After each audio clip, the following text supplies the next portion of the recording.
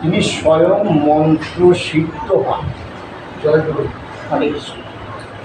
মন্ত্র সিদ্ধ হয়ে সেই সিদ্ধ মন্ত্র ভক্তের কাছে দান করে। যদি ভক্তের আগে প্রশ্ন হচ্ছে শাস্ত্র সিদ্ধান্ত দ্বারা সমগ্র ভক্তি রাজ্যে তাকে প্রবেশ করে তার হৃদয়কে ভগবত প্রেম ভক্তিতে পরিপূর্ণ করে যখন সেই হৃদয়টা সরস ক্ষেত্রভূমি পরিণত হয় তখন তার সিদ্ধ মন্ত্র তাকে দান করে। কারণ সিদ্ধ মন্ত্র ছাড়া তো সিদ্ধ মন্ত্র ছাড়া শোধন মন্ত্র ছাড়া কখনো বীজ অঙ্কুরিত হয়। ভালো কর্দমাক্ত পরিবেশ নরম করে মাটি জল হাওয়া এগুলোর পরিবেশ তৈরি করে যখন সেই সিদ্ধ বীজ তাকে রোপণ করা হয় তখন তার থেকে অঙ্কুরিত হয়। তাহলে তিনি আচরণশীল তো অবশ্যই, শাস্ত্রীয় সিদ্ধান্তে তিনি মানে পারঙ্গম এবং পরম সত্য পরম পুরুষার্থ পঞ্চম পুরুষার্থ প্রেম ভক্তিকে উদ্বেগ করে জাগিয়ে হৃদয়কে সরস করে তার সেই সিদ্ধ বীজ সেই ক্ষেত্রে আরোপণ করে। একটা প্রশ্ন, সিদ্ধ কথাটা জপতে হয়। আচ্ছা, ডিসপেন্সারিতে যে অল্প শিক্ষিত ছেলেও যদি হয় বারবার ওষুধপত্র দিতে ও কিন্তু যে কোনো ডাক্তারের প্রেসক্রিপশন করতে পারে এবং ওষুধ দিতে পারে, এমনকি বুঝতেও পারে কোন ওষুধ কী কাজ। দীর্ঘদিন এই প্র্যাকটিস করতে করতে ও সিদ্ধ হয়ে গেছে। ওর ওই ডাক্তারদের হাতের লেখা যদি কোনো প্রফেসরকে কোনো ইঞ্জিনিয়ারকে দেন ওরা কিন্তু বুঝতে পারবে না। কেন বুঝতে পারবে না?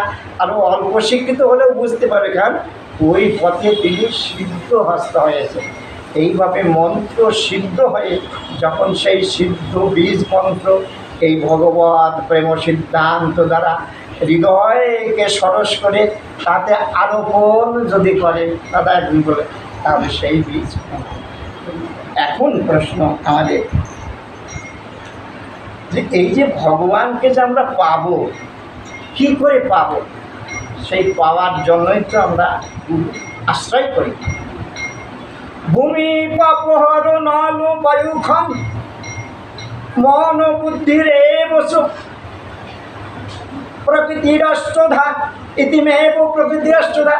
অর্জুন, এই প্রকৃতিময় জগৎ, এই পঞ্চভূত এবং এই মন বুদ্ধি অহংকার এইসব তত্ত্ব দ্বারা এই জগৎ থেকে আমাদের অনাদির আদি গোবিন্দ যিনি সর্বকারণের কারণ গোলক বৃন্দাবনের যিনি অবস্থান সচ্চিদানন্দ বিগ্রহ, আমরা ডাকলে শুনবে তো? এত দূর এই ভেদ, এই পঞ্চতত্ত্বের ভেদ জগৎ জড় জগৎকে অতিক্রম করে গোলক বৃন্দাবনে এই ডাক যাবে তো? যখন যাবে না, আবার গীতায় বলছে যদা যদা হি ধর্মস্য গ্লানির্ভবতি ভারতমবুত্থানম ধর্মস্য তদানন্তং সৃজম্যহম। ধর্মের গ্লানি অধর্মের প্রাদুর্ভাব যখন হয়, এইটুকু যে সাধু পরিত্রাণায় সাধুনাং বিনাশায়স্য দুষ্কৃতাম ধর্ম সংস্থাপনার্থায় সম্ভুহামি যুগে। তাই যুগে সামনে এক কল্পে এই ভগবান আমাদের কল্পে কল্পে আসে, যুগে যুগে আসে। তা এতদিন তার দর্শন আমরা করতে পারবো? এক্ষেত্রে পঞ্চভৌতিক এই জড়জগৎ থেকে ডাক তো শুনতে পারবে না, আবার কি তিনি যুগে যুগে আসেন। তাহলে এই এত ইন্টারভেল, এত সময় আমি ভগবানকে কী করে পাব? এক যুগ পর পর তিনি অবতীর্ণ হন। তাই তিনি কৃপা বশত স্বয়ং গুরুরূপে আমাদের প্রতি মুহূর্তে ভগবানের সন্ধান, ভগবানের দর্শনের প্রয়োজন হয়।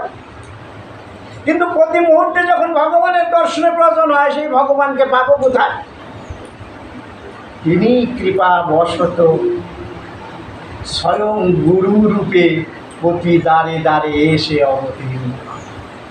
যেন প্রত্যক্ষভাবে স্বয়ং ভগবানকে গুরু রূপে প্রতি ঘরে ঘরে এসে প্রত্যক্ষভাবে তার প্রতি ভজন মানে ভজন সাধন ভাবে নিযুক্ত হতে পারে, অর্থাৎ তার প্রেম ভক্তির মাধ্যমে প্রত্যক্ষভাবে ভগবানের চরণ প্রান্তে বসে তার সেবার অধিকার প্রাপ্ত হতে পারে।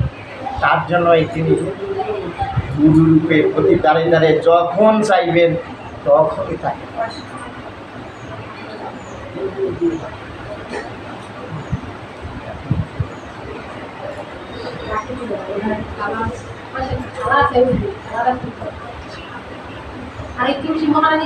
তিনি এই গুরু রূপে এসে স্বয়ং এই মায়াবদ্ধ জীবকে মুক্ত করে তার প্রতি ভগবত প্রেম ভক্তি জাগ্রত করে ঈশ্বরমুখী করে দেন। মায়াবদ্ধ, মায়া দ্বারা আবদ্ধ, তাকে মুক্ত করে, বন্ধন থেকে মুক্ত করে। কারণ এই মায়াময় জগৎ জীব সদা সর্বদা দগ্ধীভূত হচ্ছে।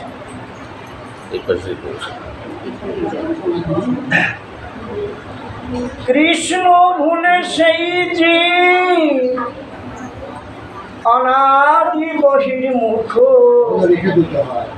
অতএব মায়া তারে দেয় সংসার দুঃখ। স্বরূপে আমরা কৃষ্ণের নিত্য দাস, কিন্তু সেই স্বরূপ ভুলে যে মায়ার কবলে পড়ে তার মায়া এই কৃষ্ণ বহির্মুখী জীবকে, মায়েরা যেমন পাটাতে কালাই ভেঙে ডাল করে, হরে কৃষ্ণ। জয় জয় শ্রী গুরু গোবিন্দ বিজয়ানন্দ।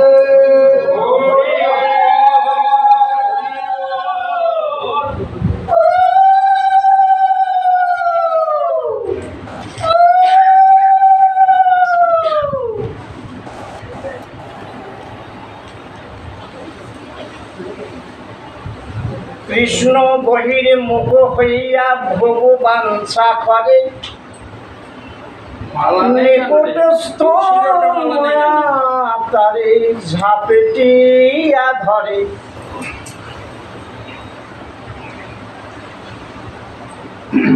এই জগৎ, এই বসুন্ধরা আর এই আকাশ দুটো পাতার মধ্যে কৃষ্ণ বহির্মুখী জীবকে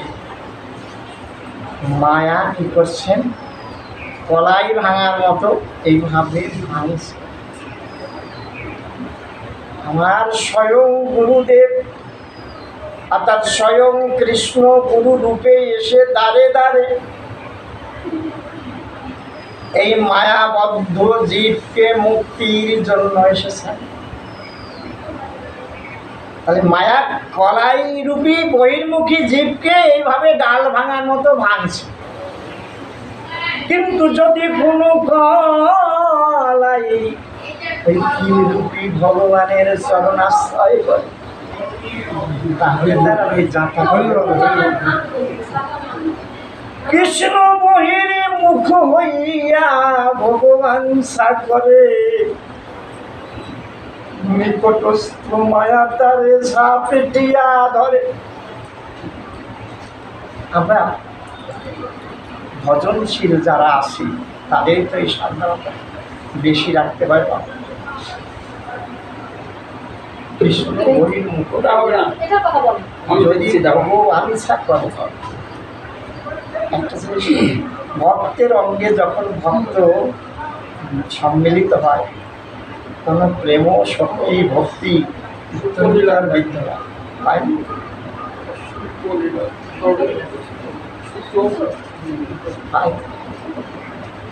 দুটো প্লাস যোগ করলে প্লাসই হয়, দুটো মাইনাস যোগ করলেও মাইনাসই হয়। সুই লাগবে না। যদি প্লাস আর মাইনাস যোগ করতে যাই তাহলে জিরো হয়। ভগবত দেহ, শুদ্ধ দেহ, পবিত্র দেহ, সাধনাময় দেহ। এই দেহ সংস্পর্শেও কৃষ্ণ প্রেম তরোত্তর বৃদ্ধি পেতে। কিন্তু সাবধান করার কথা বলা হচ্ছে যেন এই সঙ্গে সংস্পর্শে যদি ঘটনাক্রমে কৃষ্ণ বহির্মুখ হইয়া ভগবানসা করে, পাশেই আছে নিকটস্থ মায়া তারে ঝাপেটিয়া ধরে।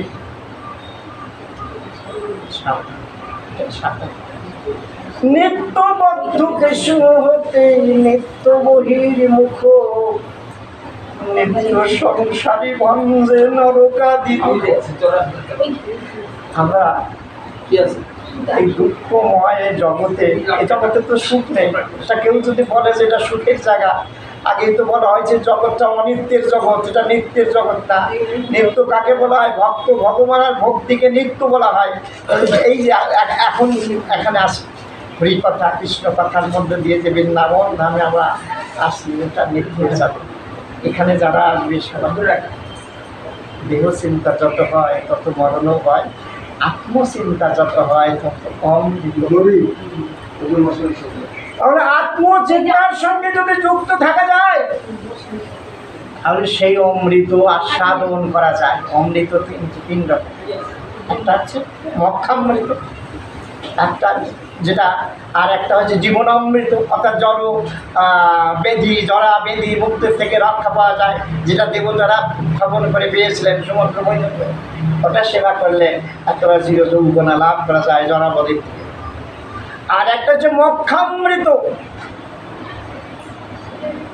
অর্থাৎ মক্ষামৃতর মধ্যেও কিন্তু কামনা আছে, সেটা আমরা আস্তে আস্তে পরে এগোবো।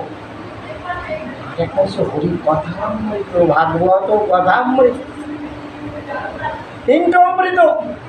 দেবতারাও এই হরি কথা শুনবার জন্য অর্থাৎ পরীক্ষিতের সভায়, সুখদেবের সভায় যে উপনীত হয়েছিল। সুখদেবের সভায় যখন বলেছিল যে এই সুখদেব, আমরা একটু হরি কথা প্রাপ্ত হতে চাই, তার বিনিময়ে আমরা তোমাকে এই মক্ষামৃত দান করব। বলে আমরা ওই মক্ষামৃত চাই না, নিয়েছি। কারণ যা চির যৌবন অমরত্ব দান করে কিন্তু কৃষ্ণ ভক্তি দান করে না, সেই অমৃত আমরা চাই না। আর আমরা যে অমৃত বিতরণ করছি সর্ব ভগবত প্রেম ভক্তি, যা লাভ করলে ভগবানকে প্রাপ্ত হয়ে তার ধামে যে তার সেবা পরিকরের সাথে, তার সেবার সঙ্গে নিত্য বিরাজ, আমরা সেই অমৃত চাই। আজ এই ভাগবত আসলে সবাই যখন এসেছি সেই অমৃত শুধু আস্বাদন করবার জন্য। আসলে সবাই আস্বাদন, সবাই এবার আমরা সবাই ভুলে যাই কে কি জানি না জানি। এই জানার অভিমান থাকলে ভগবত প্রেম ভক্তি জানে। কৃষ্ণ পাওয়া খুবই সহজ, কিন্তু কৃষ্ণ ভক্তি পাওয়া, কৃষ্ণ দুর্যোধনও পেয়েছে, চানুর মুষ্টিও কৃষ্ণ পেয়েছে, কিন্তু ব্রজগোপীদের কৃষ্ণ পাওয়া, পাণ্ডবদের কৃষ্ণ পাওয়া কি এক? অর্থাৎ ভক্তির মাধ্যমে ভগবানকে যদি পাওয়া যায় সেই পাওয়াটাই যথার্থ। এখানে ভক্তি থেকে আমরা সম্পূর্ণ বর্জিত। আজ সেই ভক্তির আসরে আমরা এখানে পবিত্র স্থান, যে আসনে পরীক্ষিতের নয়নশ্রু পড়েছে, যে আসনে পরীক্ষিতের নয়নশ্রু পড়েছিল, সেই পবিত্র আসন, সেই আসন যেন আমরা অবহেলিত না করি। সবাই আমরা সেই রস আস্বাদনের জন্য তার নিত্য বদ্ধ কৃষ্ণ হইতে নিত্য বহির্মুখ, নিত্য সংসার ভঞ্জের নরতা।